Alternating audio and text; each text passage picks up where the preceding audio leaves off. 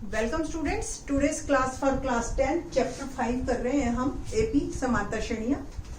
Hindi medium students के लिए exercise 5.2 हम कर रहे हैं। क्या है क्वेश्चन नंबर 1, निम्नलिखित सारणी में रिक्त स्थानों को भरिए जहां एपी का प्रथम पद ए, सारवंतर डी और एनवा पद ए है।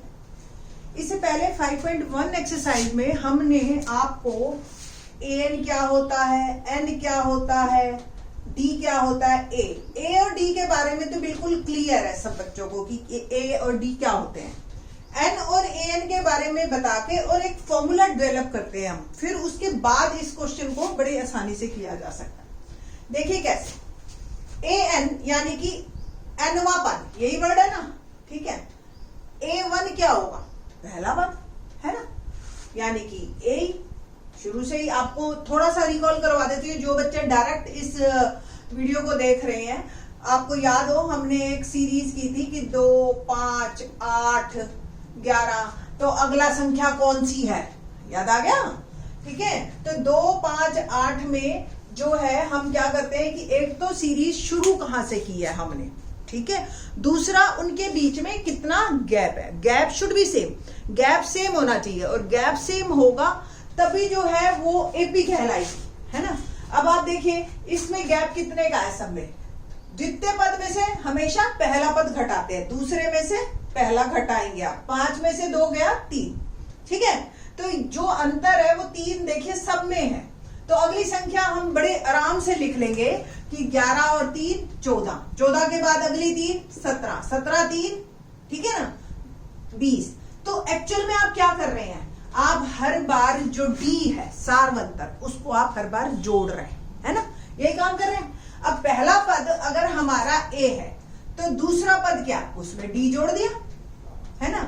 तीसरा पद क्या होगा, ए प्लस एक डी और जोड़ देते हैं, यानी कि ए प्लस डी प्लस डी, ए प्लस डी प्लस डी, यानी कि ए प्लस 2d। चौथे पद में क्या होगा, ए प्लस एक डी और जोड़ दिया, तो ये बन गया 3d। तो ध्यान से देखो, पहले में कोई डी नहीं यानी कि 0d, दूसरे में एक डी के साथ एक ही है ना नंबर, ठीक है, तो दूसरे में 1d, तीसरे में 2d, चौथे में 3d। अगर मेरे को इसी सीरीज का ये 2, 5, 8, 11, 14, 17, 20, मैं कहती हूँ सीधा 50वां नंबर निकालना है। अब एक तरीका तो ये है कि पहले 49 टर्म्स सारी मैं लिखूं, सारे पद, और फिर 50वां 3 3 3 3 जोड़ते हुए, या कोई और तरीका हो जिससे कि मैं डायरेक्ट पहुंच जाऊं सीधे 50वें पद पे। वो देखो, अगर ये 4 में ये a जमा 3d है तो 20वें में क्या होगा, a जमा 1 कम, 4 में 3 था तो 20 में 19, है ना आसान। 21 में क्या होगा, a प्लस 20d। 50वें में क्या होगा, a प्लस 49d, है ना। तो एक कम करते जाइए, बस डी के साथ आपका आंसर तैयार हो जाएगा, ठीक। तो इस तरीके से ये एक फॉर्मूला बन गया आपका। फॉर्मूले में अगर 50 की जगह मैं n ले लूं तो क्या होगा, 50 की जगह n, तो a n बराबर a जमा n में से एक कम n माइनस 1, ठीक है ना। तो ये मेरा बन गया फॉर्मूला, ठीक। अब इसमें कौन कौन सी चीजें हैं, एक an है पहली चीज, एक a है दूसरी चीज, एक n है तीसरी चीज, और एक d है चौथी चीज। अब मैं आपको वही क्वेश्चन पूछती हूँ जो अभी था हमारे पास, कि मैंने लिखी थी 2, 5, 8, 11, इसमें 50वां पद है ना, और सूत्र क्या था 50वें पद का, ये a 50 यानी कि a प्लस 49d। a का मान मुझे पता है, d का मान भी मुझे पता है ना। डालती हूं मैं 2 प्लस 49 इंटू 3, 49 और d के बीच में कोई साइन नहीं है तो मल्टीप्लाई का, ठीक है। तो 49 3 कितना बना हमारे पास, 2 प्लस 147, 3 दिन 27, 2 3 चौक 12 और 2 14। तो आंसर क्या आ गया अल्टीमेटली 149। गॉड-मॉस का रूल तो फॉलो करेंगे ही ना बेटा, पहले मल्टीप्लाई फिर एडिशन, ठीक है।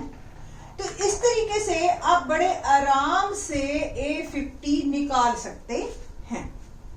अब हमारे पास इन चार में से कोई जरूरी नहीं हमेशा an ही निकाले। ये चार चीजों में से कोई भी अगर आपको तीन चीजें दे रखी हो तो चौथी चीज आप बड़े आराम से निकाल सकते हैं। ठीक है, तो चौथी चीज देखते हैं कि अब किस तरीके से हमारा ये क्वेश्चन फर्स्ट होता है। देखो इन्होंने चार कॉलम बना दिए, A, D, N और AN। उनमें से हर क्वेश्चन में तीन चीजें दे रखी है, चौथी चीज पे ब्लैंक है। ठीक है, तो हर टाइप को इन्होंने कोशिश की है इंक्लूड करने की। तो देखते हैं अब इस सूत्र से हम कैसे इन क्वेश्चंस को करते हैं। पहला, A दे रखा है हमें 7, D दे रखा है 3 और N दे रखा है 8, है ना बेटा। तो क्वेश्चन AN, तो A N की जगह चाहे 8 लिख लो आप। ठीक है, तो A प्लस N की जगह 8 माइनस 1 और D यानी कि 3। गॉड मॉस का रूल फॉलो करना हमने। 8 में से 1 गया, 7 इंटू 3, 7 दिए 21, 21 और 7 क्या बन गया 28। तो ये आपके ब्लैंक में क्या आ गया 28 इज आवर आंसर, है ना आसान। तो फर्स्ट क्वेश्चन आपका यहां कंप्लीट होता है। Now the second one. Second one में आपको क्या दे रखा है, इसको रब कर रही हूं मैं। सेकेंड, आपको A दे रखा है -18, ठीक है, और D आपको निकालना है। ठीक है, N क्या दे रखा है 10 और AN क्या दे रखा है 0। बस आपको ये फार्मूला है, करते जाना है सिंपल। तो AN 0, A -18 प्लस N 10, है ना। जो जो वैल्यूज दे रखे हैं बस मैं वो पुट कर रही हूं और कुछ नहीं किया मैंने। बस अब क्या करेंगे, ये माइनस वाला पहले उधर भेज दें। 0, 18 को मैंने उधर भेजा तो ये माइनस हो गया प्लस, और ये हो गया मेरा 10 में से 1 गया 9D। तो 18 is equal to 9D। D क्या आ गया 18/9, तो D की वैल्यू मेरी आ गई 2। ठीक है, आसान है, आई थिंक सो आपको आसान लगेगा। ठीक, तो D मेरा आ गया 2। तीसरा पार्ट करते हैं, रब कर रही हूं मैं इसको। थर्ड पार्ट देखिए, थर्ड पार्ट में आपको A निकालना है। A पे देखिए ब्लैंक दे रखा है, D आपको दे रखा है -3, N 18 और AN दे रखा है -5। फार्मूले में पुट करते हैं AN, A निकालना है तो A की जगह A ही रख दिया हमने। N 18 है 18 -1 और D की वैल्यू क्या है -3। ठीक है जी, -5 A जमा 18 में से 1 गया 17। पहले ब्रैकेट हल करनी है फिर गुना, है ना बेटा, गॉड मॉस। तो 17 इंटू -3, तो -5 A प्लस 17 दिए 51 और प्लस माइनस माइनस। अब यहां माइनस में तो वहां जाके क्या हो जाएगा प्लस में।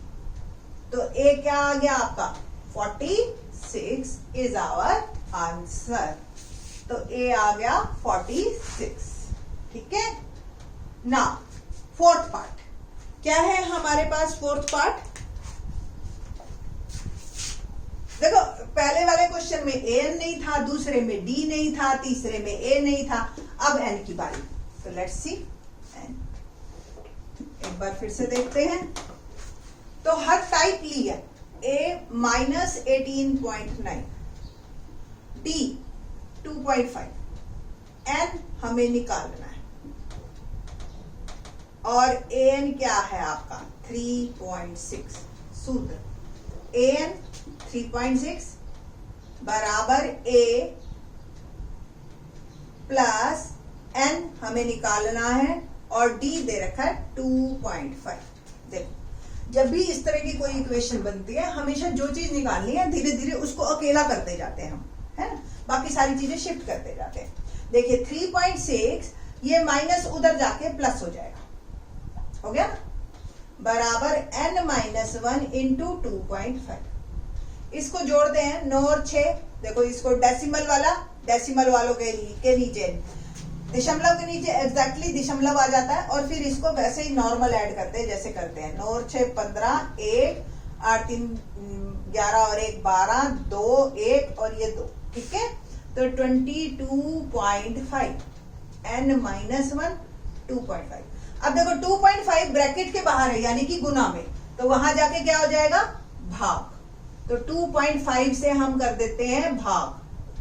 तो 22.5 को 2.5 से जब मैं भाग करूंगी तो देखो कैसे करना है। इसका दशमलव हटाया 10 लगाया, इसका दशमलव हटाया 10 लगाया, 10 से 10 कट गया। 5 से काटिए इसको, 5 निम 5 पंजे 25 और 5 चौके 20, 5 पंजे 25। फिर 5 से काटिए तो 5 निम 45, ठीक है 9। तो यहां से आपके पास n माइनस 1 आ गया 9, और -1 को भी उधर भेज दीजिए, n क्या आ जाएगा 10। तो n हमारा क्या आ गया आंसर 10, ठीक है। 5th पार्ट करते हैं, समझ आ रहा होगा है ना, मुश्किल तो नहीं लग रहे। Question number 5th part. 5th part में देखिए आप, a दे रखा है 3.5, d दे रखा है 0, वेरी गुड। n क्या है 105, ठीक है। और an हमें निकालना, वैसे तो कॉमन सेंस यही है, d अगर 0 है तो सारी टर्म सेम होंगी, ये तो ठीक है ना, इसीलिए लिया है कि d 0 भी आ सकता है, ये इसीलिए केस लिया है इन्होंने, ठीक है बेटा। सूत्र में डालते हैं, an हमें फाइंड आउट करना है, a 3.5, n 105 -1 और d है 0।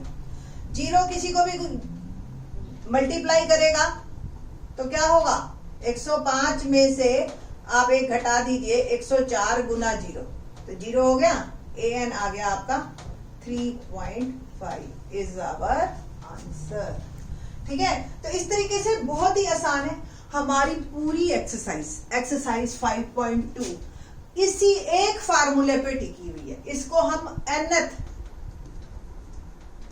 टर्म फॉर्मूला बोलते हैं, nth का फॉर्मूला बोलते हैं, ठीक है। तो आगे के जो क्वेश्चंस हैं सेकंड ऑनवर्ड सारे के सारे इसी फार्मूले पे चलेंगे। अभी आपको ADN सीधे सीधे दे रखे थे और पूछा था। आगे वाले क्वेश्चंस में आपको अब खुद सोचना है कि A क्या है, D क्या है, N दे रखा है या AN दे रखा है, या N पूछा है या AN पूछा है, ठीक है। तो आगे के question in the next lecture